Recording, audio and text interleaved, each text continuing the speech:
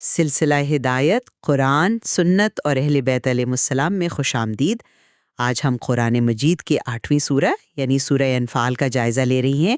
یہ سورہ مدنی ہے اور جنگ بدر کے فوراً بعد نازل ہوئی، جو اسلام کی تاریخ کا آپ کہہ سکتی ہیں کہ ایک فیصلہ کن موڑ تھا۔ اس سورہ کا جو مرکزی سوال ہے وہ یہ ہے کہ مادی اسباب اور عددی برتری نہ ہونے کے باوجود مسلمانوں کی ایک اتنی چھوٹی سی جماعت نے ایک طاقتور لشکر کو آخر شکست دی کیسے؟ اور اس سوال کے جواب میں دو مختلف زاویے نظر آتے ہیں۔ ایک زاویہ تو یہ کہتا ہے کہ یہ فتح بنیادی طور پر ایک معجزہ تھی، یعنی اللہ کی غیبی اور بالکل براہ راست مدد کا نتیجہ تھی، اور دوسرا زاویہ یہ کہتا ہے کہ اللہ کی مدد ایک منظم نظام کے ذریعے آتی ہے، اور سورہ انفال جو ہے وہ اسی نظام کا ایک خاکہ پیش کرتی ہے۔ بالکل، میرا موقف وہ پہلے نقطہ نظر کی طرف زیادہ ہے۔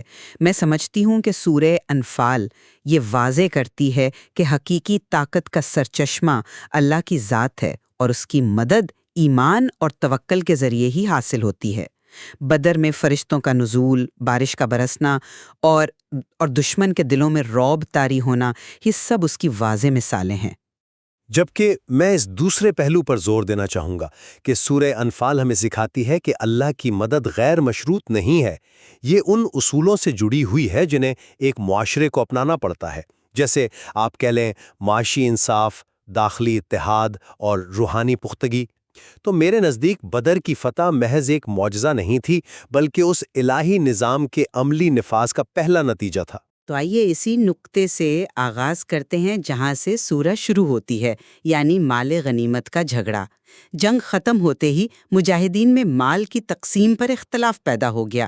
اس پر اللہ کی آیت نازل ہوئی، یسألونک عن الانفال قل الانفال للہ والرسول فاتقوا اللہ واصلحوا ذات بینکم، یعنی اے پیغمبر، یہ لوگ آپ سے انفال یعنی مال غنیمت کے بارے میں سوال کرتے ہیں، کہہ دیجئے کہ انفال اللہ اور رسول کے ہیں، پس اللہ سے ڈرو اور اپنے باہمی تعلقات کی اصلاح کرو۔ یہاں دیکھیں، اللہ نے جھگڑے کی جڑ ہی کاٹ دی اور تمام اختیارات اپنے اور اپنے رسول کے ہاتھ میں لے لیے۔ یہ اس بات کی دلیل ہے کہ جب انسان اپنے معاملات حل نہیں کر پاتا تو خدا براہ راست مداخلت کرتا ہے۔ میں آپ کے استدلال کی منطق کو سمجھ رہا ہوں، لیکن کیا اس سے ایک زیادہ گہرا ایک عملی اصول نظر انداز نہیں ہو جاتا؟ میرا مطلب ہے کہ اس آیت کا فوری سبق تو یہ ہے کہ ایک نوزائیدہ اسلامی ریاست میں تمام عوامی وسائل جن کا کوئی ذاتی مالک نہیں ہے وہ ریاست کی ملکیت ہیں، تاکہ انہیں معاشرے کی اجتماعی بھلائی کے لیے استعمال کیا جا سکے۔ انفال اللہ اور رسول کے ہیں کا فرمان اس جھگڑے کو ختم کرنے کے ساتھ ساتھ ایک معاشی آئین کی بنیاد رکھ رہا تھا، اور اسی لیے فوراً بعد آپس میں صلح کرو کا حکم آیا، کیونکہ وسائل پر جھگڑا تو کسی بھی جماعت کو توڑنے کے لیے کافی ہوتا ہے نا۔ لیکن یہاں ایک سوال پیدا ہوتا ہے، اگر پہلی آیت میں تمام انفال اللہ اور رسول کے قرار دیے گئے تو پھر اسی سورہ کی آیت 41 میں مال غنیمت کے صرف 5ویں حصے یعنی خمس کا ذکر کیوں ہے اور باقی 4 حصے مجاہدین کو دینے کی اجازت کیوں دی گئی؟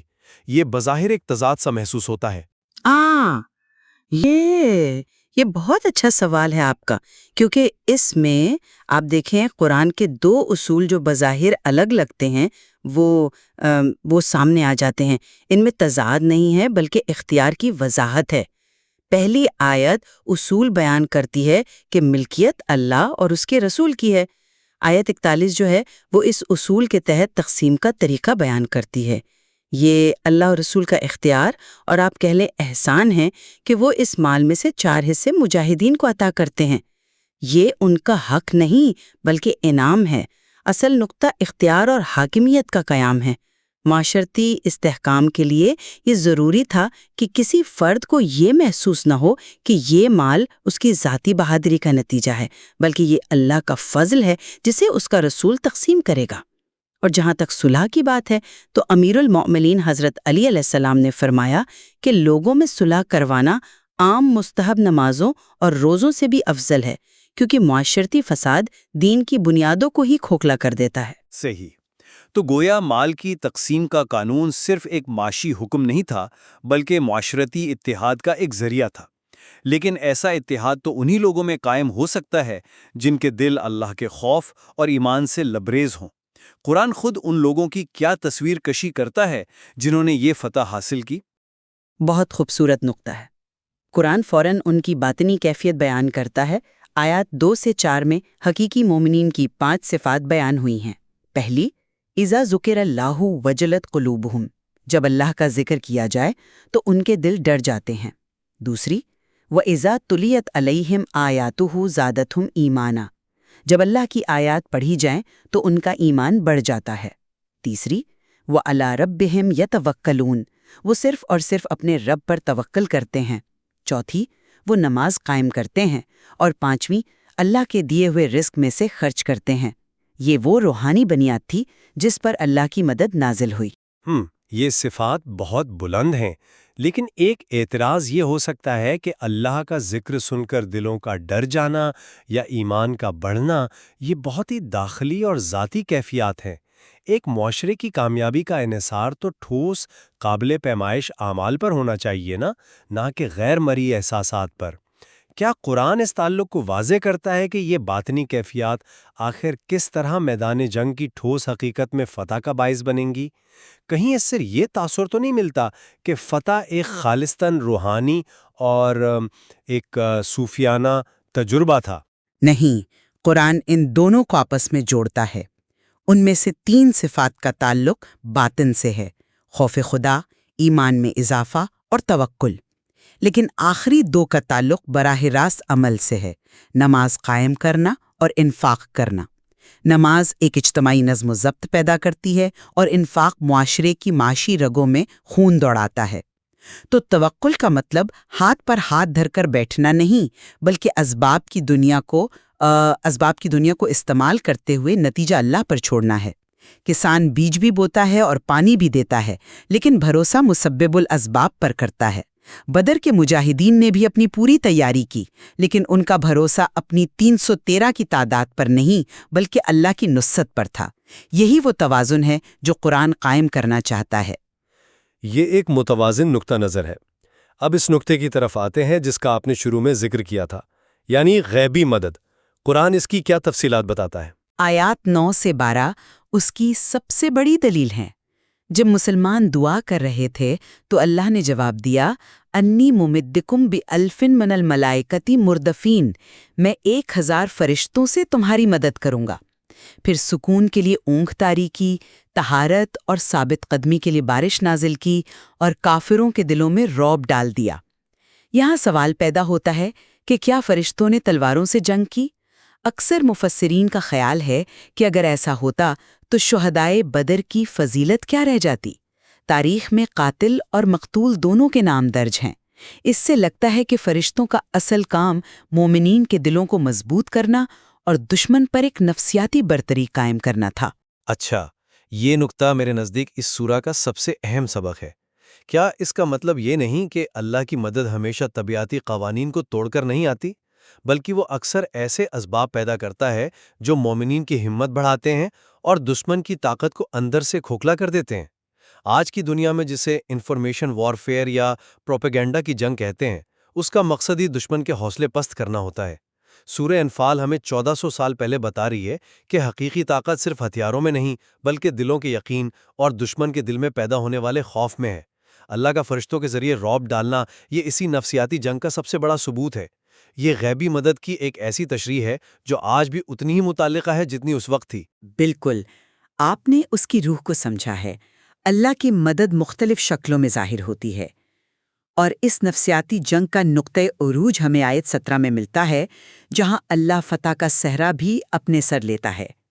فَلَمْ تَقْتُلُوهُمْ وَلَٰكِنَّ اللَّهَ قَتَلَهُمْ وَمَا رَمَيْتَ إِذْ رَمَيْتَ وَلَٰكِنَّ اللَّهَ رَمَىٰ، پس تم نے انہیں قتل نہیں کیا بلکہ اللہ نے انہیں قتل کیا، اور اے پیغمبر جب آپ نے مٹی پھینکی تو آپ نے نہیں بلکہ اللہ نے پھینکی تھی۔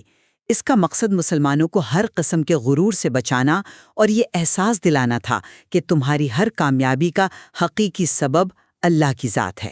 جی، یہ ایک بہت طاقتور آیت ہے جو انسان کو اس کی حقیقت یاد دلاتی ہے، لیکن پھر یہاں ایک اور کشمکش پیدا ہوتی ہے۔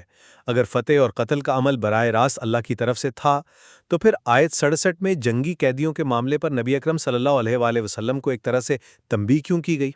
فرمایا گیا کہ کسی نبی کے لیے مناسب نہیں کہ اس کے پاس قیدی ہو جب تک وہ زمین میں دشمن کو اچھی طرح کچل نہ دے۔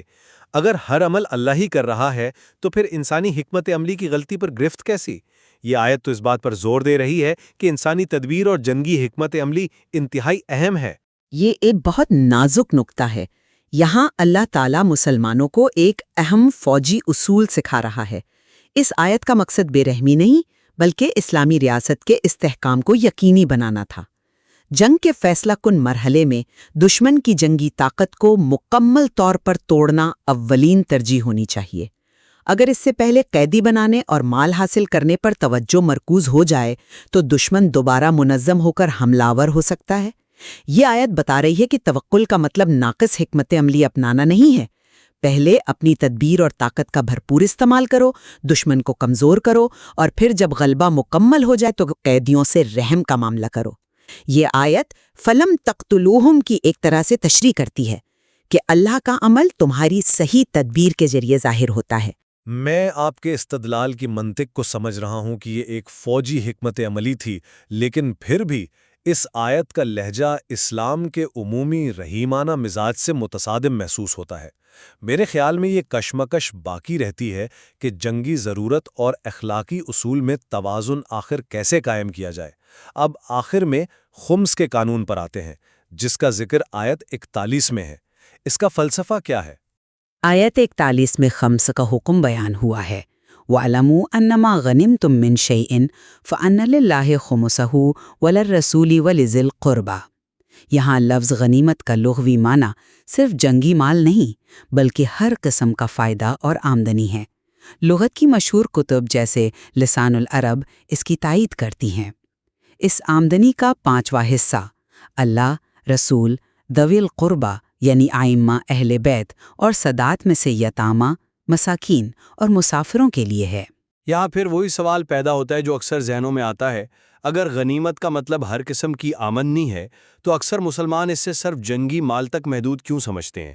اور دوسرا زیادہ اہم سوال یہ کہ سادات کے لیے خمس اور غیر سادات کے لیے زکوٰۃ کی تقسیم، کیا اس سے معاشرے میں ایک مستقل طبقاتی امتیاز پیدا نہیں ہوتا؟ اس کا دفاع کیسے کیا جا سکتا ہے، خاص طور پر آج کی دنیا میں جہاں مساوات پر بہت زور دیا جاتا ہے؟ دیکھیں، پہلا نقطہ تو یہ کہ آیت کا شان نزول اگرچہ جنگی غنائم ہے، لیکن آیت کے الفاظ ما غنمتم من شیئن یعنی جو بھی چیز تم فائدے میں پاؤ عام ہے، اور اصول یہ ہے کہ شان نزول حکم کو محدود نہیں کرتا۔ جہاں تک طبقاتی تقسیم کے اعتراض کا تعلق ہے تو یہ ایک غلط فہمی پر مبنی ہے۔